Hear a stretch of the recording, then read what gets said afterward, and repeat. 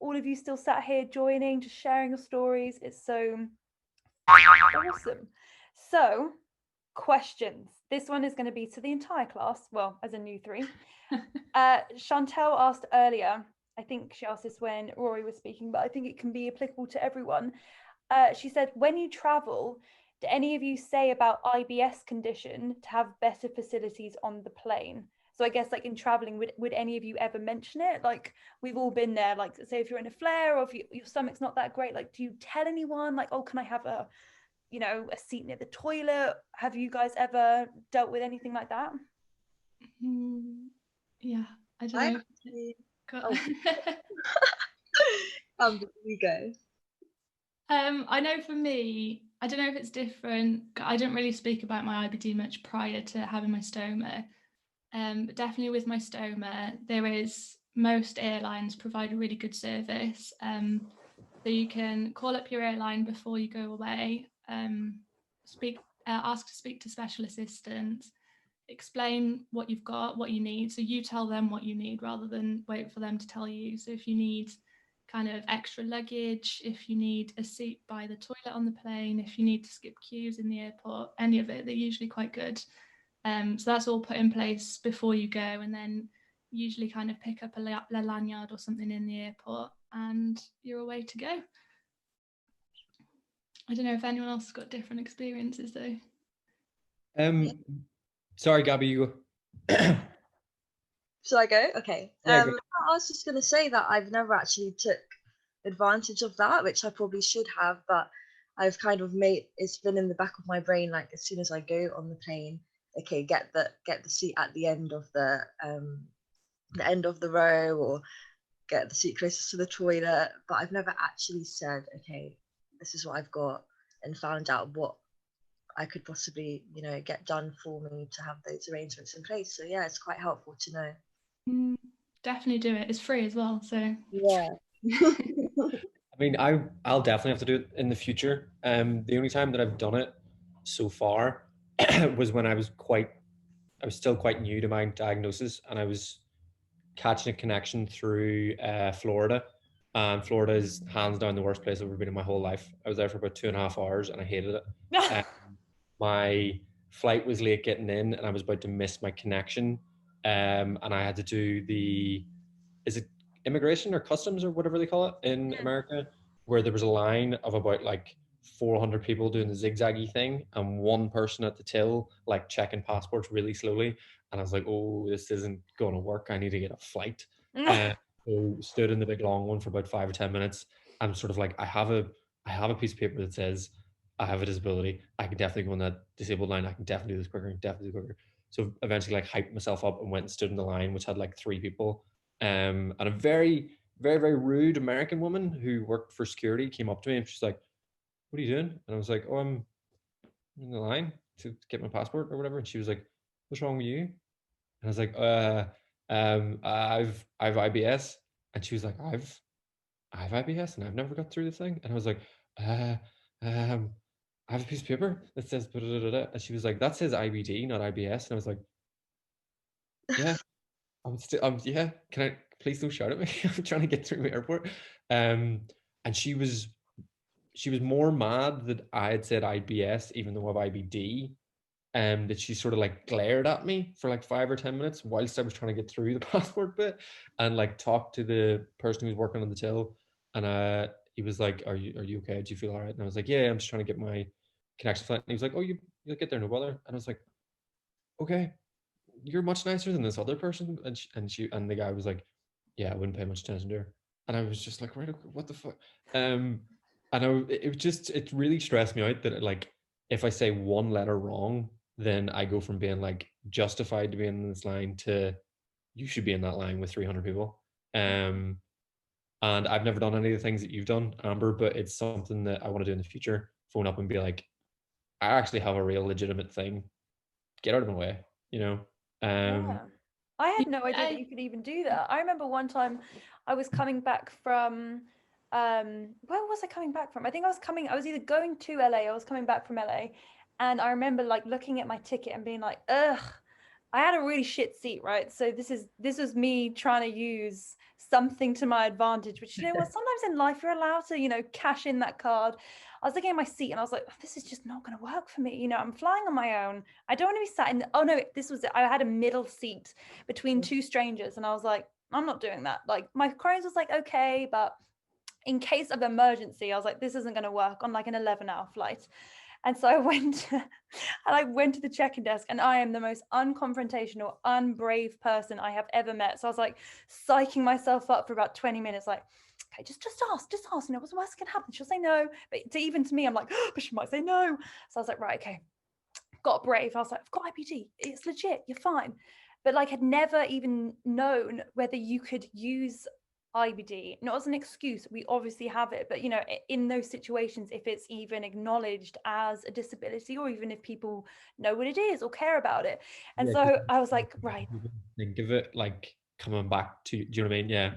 Exactly. It's like, it's a real freaky thing. And also because I don't have any like paperwork or card or anything to prove that either. And you know, it's like the classic, we don't look sick. It's not like I could be like, oh well, you know, here's my evidence. So, you know, I psyched myself up, went to the desk, and I was like, hi, I was just wondering if I could change seats. And I was like gearing myself up, you know, what's the explanation? How grotesque am I going to make this story to get a toilet seat? And she was just like, yeah, no worries, babe, switch me over. So I didn't even have to use it. But yeah, the fear was real, because I really had no idea how in those situations you can prove it. I don't know. Do people get a medical? Can we have a letter? Do we have a card? Yeah, you can get like a really good travel passport. So you just literally have to get like your nurse or GP or anything just to stamp it and say you're a legit person. And it's got an explanation on there in like 10 different languages. And honestly, it's a lifeline. Like I take it clubbing with me, I take it anywhere, because if anyone asks anything, it just means there's like no explanation involved. You can just hand it over and they can read it if they want. Most people just pass it back to you and are like, yeah, just get on with it and do whatever. Does that come with your medication, or did you get that like specially made? I think you can order them from various medical companies. I'll have a look. I'll find a link or something. Cool. I wish that I knew that though, because you know, when sometimes I'm running, bursting for the toilet, I use the disabilities toilet, and I come out to a lot of people giving me looks as if I'm the worst person ever. Yeah, oh my god. Invisible illnesses, okay? Like you can't see what I've got here. What are they called? I think I want to say it's called a travel passport. When someone else is speaking that, I'll find it. I Amazing. have a thing that comes with my adalimumab, which is like a travel certificate, which I think might be a similar sort of like, this is the medication, this is what this and this means. But previously when I've flown, I've got a letter from my IBD nurses, and it's just like an email. It's like, Rory is this, he has this is why he takes this medication. And it's done pretty well so far. It seems to be like the same way that you were talking, Lois, that people, not that they're anti-confrontational as well, but they're kind of like, they ultimately, they don't really care. So as soon as you sort of flash something in their face, they kind of go, okay, fair enough. Just have a little piece of paper, could be a drawing of Hangman that you did on the journey over, like, yeah, I've got something, like, all right. Yeah, sure, just fine. as long as they're like, oh, okay, yeah, no, that person showed me a sheet, it's fine. You know? So true. I love it. Right, let's move on to another question that we've had from Ben. Big up Ben Butcher. He is asked what everyone's relationship with boozing is these days. Legend. He says he's still at uni, but slowly getting more comfortable with explaining to his friends why he drinks less. So has anyone got a view on alcohol, their relationship with alcohol, whether it's changed because of IBD? Should I go first because I'm Irish? Go for it. Mine went up and down for a long time. Whenever I was sort of having things happen to me and I wasn't diagnosed, I was just kind of like ignoring it and just being like, oh, it's because I mixed this drink with this drink, or because I had that horrible cheesy chip at 4 a.m. in the morning. But yeah, the older and more sensible I've noticed that I can't drink. If I drink certain things, then I'm going to have a very certain day the next day. Basically, like if I drink a ton of Guinness, it's not going to be a very fun day for me the next day. If I drink red wine, it's the same sort of stuff. So yeah, the more comfortable I've got with my UC and my IBD, the more comfortable you get in saying, I'm all right, I don't really want another drink, to be honest. But sorry, Ben was the guy's name? It's just, yeah, it's just working it up. It's just trial and error. It's just kind of like, this thing's okay, this thing's not okay. I mean, at the end of the day, if one of your friends is like, oh, no, drink blah, blah, and tries to get you to drink more, tell them to fuck off, to be honest. It's your health, it's your life.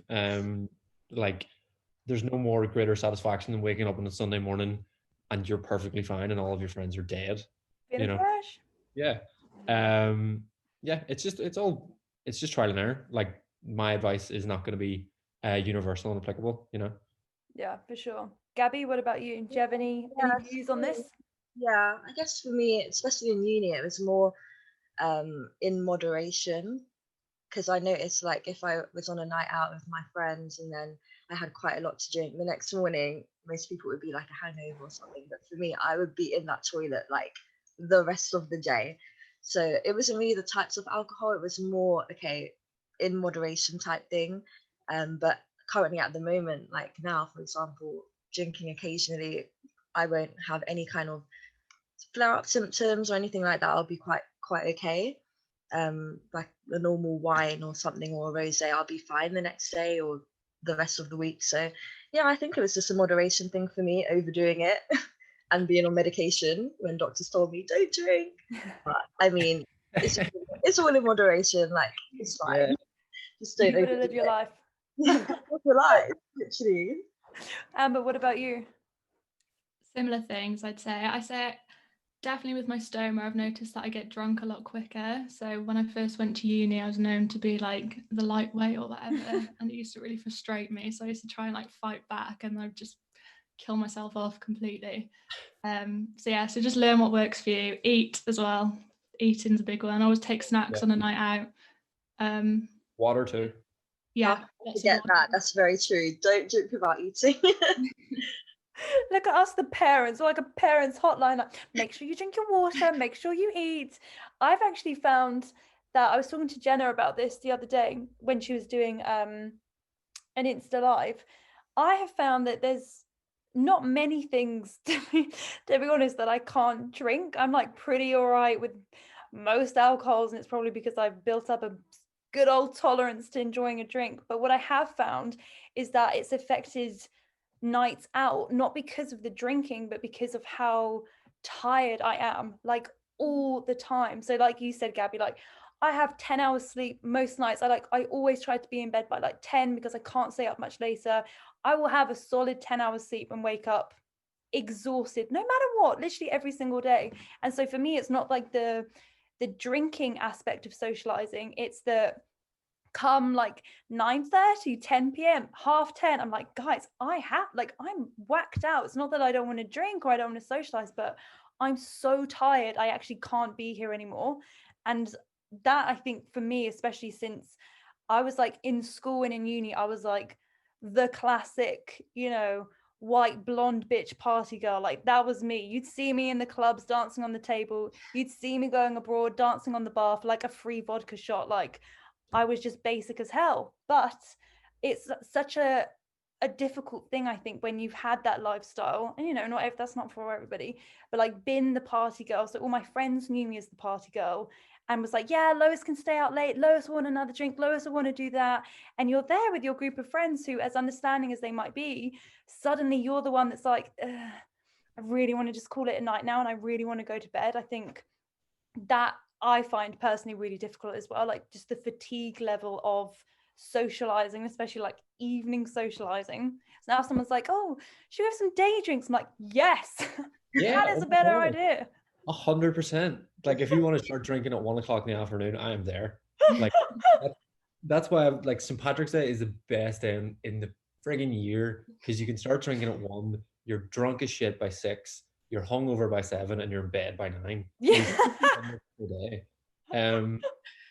Like, that's the best thing about drinking, is that you could just like rattle it out in a day and you don't even feel bad the next day. Go straight to bed. The older I've got, the more I'm very much like, I past 2 o'clock, I'm going to bed. Like, knock this in the head. I'm not doing it after. I'm going home. After can be in my room if we're all going to bed. I don't care. Like I'm also impressed by 2 a.m. I think 2 a.m. is still pretty late to me. God damn, that's late. Yeah, but I'm on Zoom. I'm trying to make myself sound cool at the same time. I mean, you do. You are, and you do. I've got a final question for everyone before we wrap up. And Gabby, I'm going to start with you. It's from Chantel again, who has asked some fantastic questions. Thank you, Chantel, for your participation. Gabby, would you say that medication messes with your moods?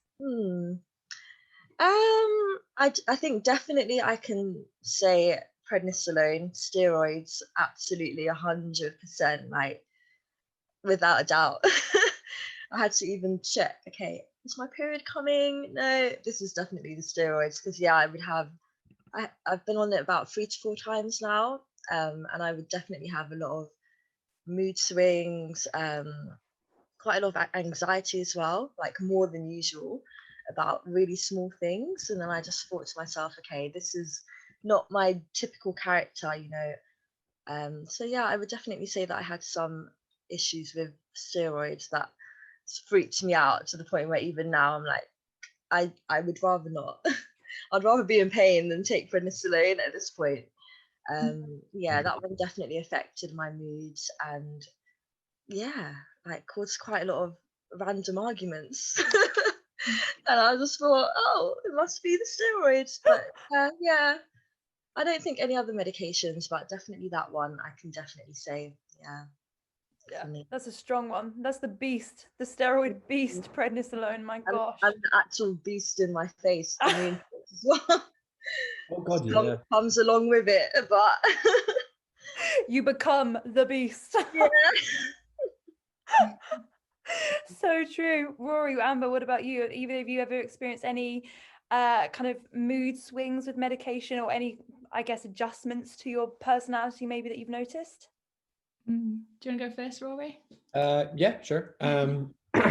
Yes, categorically. I have a whole podcast about it. Prednisolone did a number on my brain in many different ways, but outside of that, there was whenever I was steroid resistant and I was taking like 20 pills a day and it just felt like sugar pills. I was on azathioprine, which messes with your white blood cell levels or something. And it made me really, really irritable. I don't know if it was just the level of medication I was on at the time or whatever, but I wasn't a happy person. And now I'm on Pentasa sachets every day, which are fine. And then I take adalimumab, which is my fortnightly injection. And every once in a while, I notice that when it's coming around to the sort of 14th or 16th day, and I haven't done it, and I'm sort of due to do it, I'm delaying it, I can feel myself sort of getting tired and getting a wee bit more irritable and getting a wee bit more short with people and snapping at arguments with my girlfriend and all of that kind of stuff. God love her, like, but yeah, medication has affected me in a lot of different ways. And Gabby, like what you were saying earlier on, that there's no one's really asking you about it in terms of doctors and stuff. No one's really like, is your mental health okay? Because on prednisolone I had some terrifying dreams, like really scary, nightmarish, like people trying to stab me, all all that kind of stuff, which seems to be quite common with prednisolone, which is a terrifying thought that they're giving out this drug and you're like, you might have really scary night terrors. Just get used to it. Yeah, medications did a lot on me. I don't know. What do you think, Amber? I think similarly. I'm not sure I noticed at the time because I was a bit younger and a bit naive, like I said, but I interviewed my younger sister not so long ago. She's 13, and we were chatting about something similar, and I said something like, am I more fun now, or something I said to her, and she said, yeah, you're pretty cool now, and you're happier, and you don't shout at me like mum does, so that's quite cool. Oh. So I'm guessing so. But I also found this as well, I'm not sure, I feel like a proper thing now. It's called Travel Certificate. And it like opens up and it's got an explanation in every language. Jesus. So that's so cool. Yeah, I recommend. I need one. I need one. Yeah. Travel certificates for all. Yeah. And I forgot to add, we went to Florida last year, and it lets you skip the queues in the theme parks. So again, my younger sister, anywhere we go now, she's like, do you want to come with us to Alton Towers? You're suddenly like her best friend, like, oh yeah, no, we'll bring Amber, we'll bring my sister. Like, no worries, bring your passport. That's amazing. Yeah. That's such a nice little perk. Yeah, lots of perks. Absolutely love Just gotta that. find them. That's the thing. No one tells you these things, do they? That's so true. I feel like that should come with the diagnosis. Like, yeah, you've got this illness, and it's pretty shit, but look at all these great things that you get. List the pluses, list the advantages, make us feel a little bit, special, warrior vibes. Yeah. In the interest of time, because I know I've already taken up an hour of everyone's morning, thank you, all three of you, for joining, for sitting with us, for sharing your experiences, for being so honest and being so open. I think it's been a really, really interesting chat and conversation. It's been so insightful for me personally, and I think for everyone else to listen to all of your stories. So Gabby, thank you so much. Rory, thank you so much. Amber, thank you. It's been a genuine pleasure. And for everyone who wants to follow these three legends, I've put their Instagram handles in the chat box. Or if you don't want to see that, they're all tagged in the stories and on my page. So go give them a follow. They are all amazing, inspirational icons. So thank you all so much for giving up your Sunday morning. I hope you enjoyed it. Back at you, Lois. It was my first one, but a really fun one. So I'm glad I did this. Thank you. I'm glad you did it too. I know you were nervous, Gabby, and I think you absolutely smashed it. So. Amazing. Thank you everybody so much, and enjoy the rest of your Sundays. I hope it's fruitful, even though the weather's shit. I hope you have a good one. Thank you. Thanks, guys. Thank you. Bye, guys. Bye.